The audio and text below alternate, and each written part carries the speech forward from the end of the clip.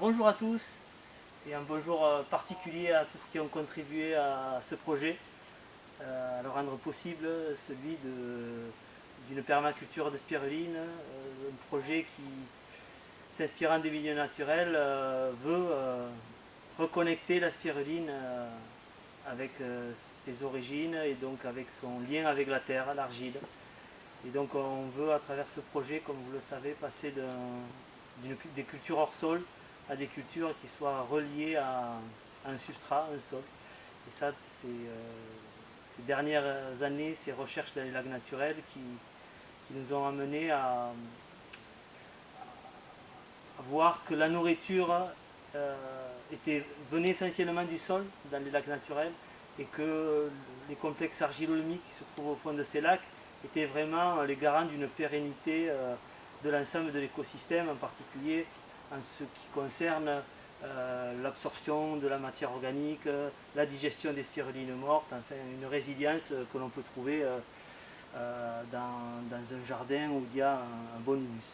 Donc c'est ce qu'on a essayé humblement de reproduire ici, sachant que dans les lacs naturels, on a observé pratiquement dans tous les cas un mélange d'argile et de sable.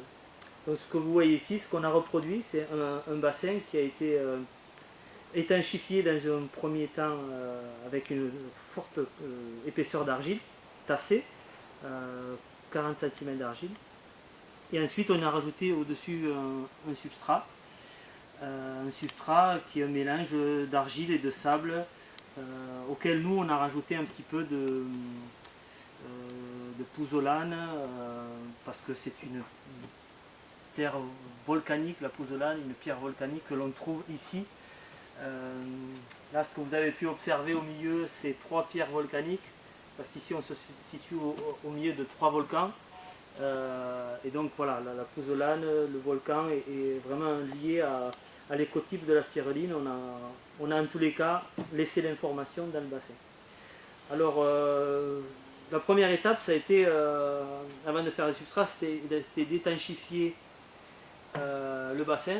Alors sur le papier, c'était une belle idée, mais après dans la pratique, heureusement qu'il y avait des gens comme Nkidou, qui est toujours là, qui est resté très actif sur le projet pendant pratiquement 2 ans. Là, il a fait tout un cycle ici, qui touche à sa fin, mais il est arrivé à ça, avec nous.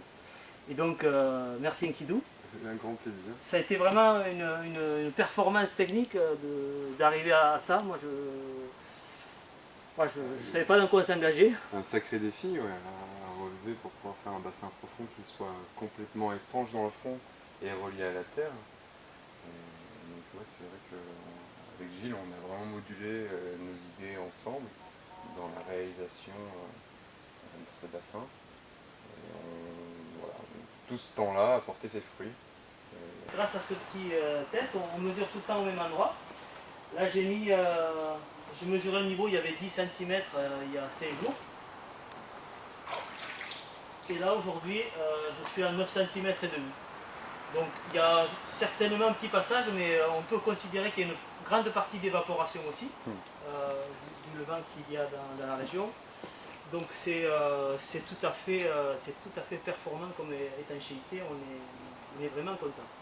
Alors, tout ce qui est dit plastique, en fait, est un plastique alimentaire, donc on a fait des recherches très poussées. Et cette ferme se veut être une ferme un peu modèle, en tous les cas, à ce niveau-là. Nkidou a été très minutieux pour pas qu'on utilise des matériaux qui soient ensuite nuisibles pour la spiruline. On s'est interdit le PVC, le PDM, on s'est interdit tout ce qui pouvait être avec les dégagements possibles dans la spiruline. Donc nous, on a travaillé qu'avec du polyéthylène. Donc là, c'est du polyéthylène haute densité, qui est considéré un polyéthylène alimentaire. Et tout le reste des bassins extérieurs et les bassins en plan incliné, c'est du polyéthylène basse densité, qui a été ensuite posé par un ami, Jean-Yves, qu'on remercie ici au passage, qui a passé beaucoup de temps à faire toutes ces soudures. Et c'est lui qui nous a trouvé aussi ce bon plan avec ce polyéthylène qui est couleur sable. Et oui, on voulait aussi dans cet esprit un peu de reproduire le milieu naturel, au niveau de la couleur dans laquelle la spiruline allait se développer, lui rappeler un petit peu le lieu d'où elle vient, les déserts du Sahara. Et on a eu la chance de trouver cette couleur qui depuis apparemment n'existe plus. On est tombé pareil, sur un lot qui a une fin de série, enfin un coup de bol. On remercie Jean-Yves encore pour cette chance. Donc voilà, le bassin aujourd'hui va vivre un grand jour. C'est celui de son ensemencement. C'est un ensemencement hivernal. On est à quelques jours du solstice d'hiver et je tenais absolument à ce que ça se fasse avant le solstice d'hiver, parce qu'on est vraiment dans cette énergie de retour vers la terre. Les jours sont de plus en plus courts. On va vraiment vers la partie obscure de ce que la nature, le travail de la nature qui se fait en profondeur. Donc cette partie du substrat, c'est du travail vraiment qui se fait en profondeur. Donc là, on va ensemencer une partie de spiruline dont l'objectif de cette spiruline va être un petit peu celle d'un abonnement, d'un compostage. En fait. Comme les feuilles tombent des arbres à cette saison en automne pour nourrir le sol, dans la nature, j'ai pu observer qu'il y a des cycles où la spiruline va mourir pour nourrir le sol qui ensuite redonnera vie au printemps venu des spirulines, des belles spirulines au beau jour. Donc c'est ce qu'on va reproduire ici. Donc, ça va être, on va dire, une offrande de spiruline qui est cultivée et qui est en attente pour être mise dans ce bassin. Et je vais la laisser une partie de l'hiver comme ça, et ensuite je ramènerai une autre vague de spiruline qui sera d'un ensemencement de spiruline pour la reproduction. Et là, ça sera un mélange de souches de Paracas, Paracas, une souche que j'ai découvert au Pérou il y a quelques années, et une souche de Camargue que j'ai découvert aussi il y a quelques années.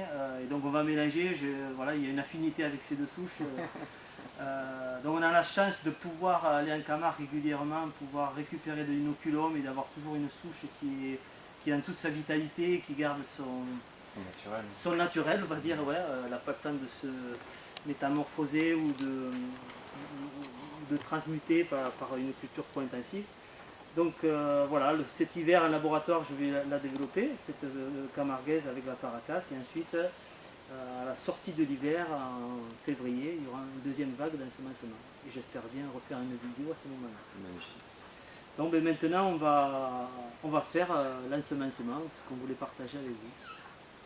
Alors ici on a les spirulines en culture que l'on va ensuite ensemencer, comme je dis, dans le bassin profond. Je profite pour vous expliquer un petit peu le principe de la culture ici. C'est un bassin profond lié à un plan incliné. Donc ensuite, au quotidien, en production au printemps, la spiruline sera pompée du bassin profond, ira en haut des plans inclinés et descendra progressivement sur les différentes cascades et barrages que vous pouvez voir. Donc ça, ici c'est une spiruline de Paracas pour l'instant, spiruline du Pérou, que l'on va pomper et pour amener au bassin profond. Voilà, pour commencer à nourrir le substrat avec la propre spiruline.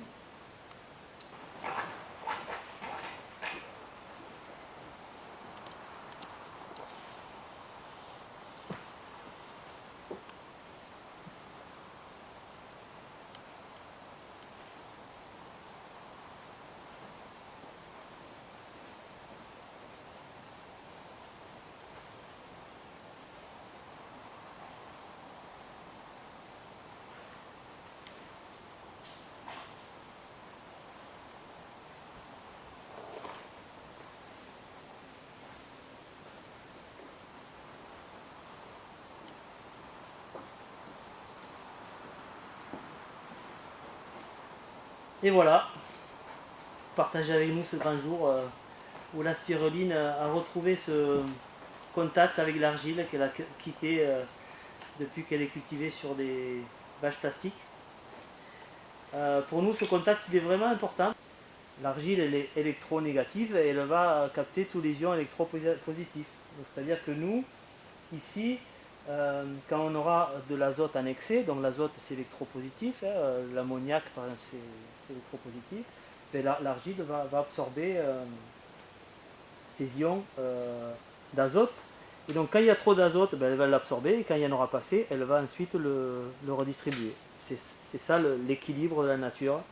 Et c'est pour ça que les cultures hydroponiques sont aussi fragiles, parce qu'on doit toujours rajouter des éléments de façon très pointue.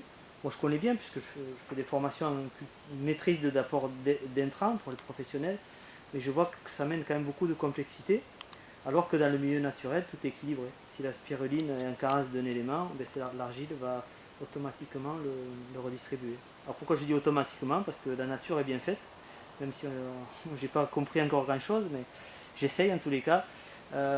Par exemple, quand la spiruline se développe, le pH de l'eau se développe, il devient de plus en plus élevé, et de ce fait, l'argile, elle va d'autant plus relarguer de l'azote que le pH est élevé. Donc vous comprenez, plus il y a de productivité, plus la nourriture apportée par la terre va être là. Et donc c'est un peu un self-service, il n'y en a jamais trop, c'est parfait. Voilà.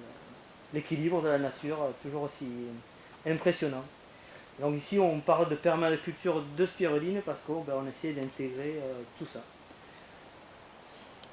C'est pas une ferme en permaculture dans laquelle la spiruline est dans un design global. C'est vraiment, on part de la spiruline, la permaculture de spiruline, c'est-à-dire déjà on observe l'état naturel, et tout autour de ce bassin profond, on va recréer une cohérence. Donc déjà le sol, on va ici fabriquer tous les intrants à base d'azote, à base de phosphore, à base de potassium.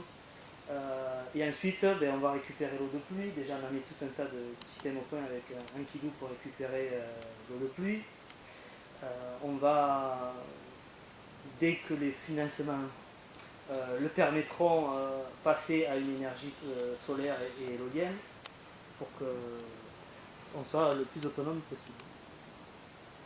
Donc voilà, on va amener le maximum de cohérence lié à l'esprit de la permaculture, un lien déjà à ce projet de culture spiruline. Et petit à petit, on va étendre à l'ensemble de la ferme. D'habitude, la permaculture, on part de la maison. Ici, on part de la spiruline. Bon, il faut dire que je vis avec la spiruline, dans la spiruline depuis 30 ans cette année. Donc c'est un peu comme si c'était aussi ma première compagne. C'est comme ça, fidèle. Donc oui, c'est vrai, cette année, je fête 30 années de vie en commun avec la spiruline. J'ai découvert la spiruline il y a 30 ans avec Rick et Fox. Et c'est vraiment voilà, une petite pensée pour lui qui nous a quittés. C'est lui qui m'a mis sur ce chemin de la spiruline il y a 30 ans, à un lieu qui s'appelait La Roquette. Et coïncidence a fait que maintenant j'habite dans un lieu qui s'appelle La Roquette. Donc j'espère sur ces pas faire avancer la recherche sur la spiruline pour l'ensemble des producteurs, mais aussi pour les pays en développement, comme c'était son objectif. Voilà ce que je voulais vous présenter aujourd'hui. Je remercie encore tous les contributeurs au projet, pour qui je dédie cette vidéo, tous les contributeurs financiers, mais aussi tous les gens qui soutiennent d'abord physiquement, en commencer par Enkidu, bien sûr, qui a passé pratiquement 2 ans ici à faire tout ça. Je pense à Jean-Yves, je pense à Yves, beaucoup de bouffeurs qui sont passés par ici. Et bien sûr, les personnes qui continuent à commander sur mon site Spiruline à Solution. C'est toujours un petit support pour le projet. Il y a aussi toujours possibilité de faire des dons pour soutenir le projet. C'est toujours bienvenu parce que les financements participatifs initiaux ont été vite ensevelis dans les choix des matériaux. On a vraiment essayé de faire avec les matériaux qui sont les mieux. Ça nous a coûté plus cher que prévu, du coup le projet a pris plus de temps, mais on est content. Voilà, c'est une fois dans sa vie qu'on fait une ferme. Moi, bon, ça fait 30 ans que je fais des projets avec la spiruline. Là, c'était important aussi que ça se fasse au mieux, sachant que c'est une ferme expérimentale qui va servir de modèle, j'espère, à d'autres. Et ce qui marche pas, ben, en tous les cas, on prend le temps de l'expérimenter ici. C'est pas qu'une ferme de production, c'est une ferme d'expérimentation.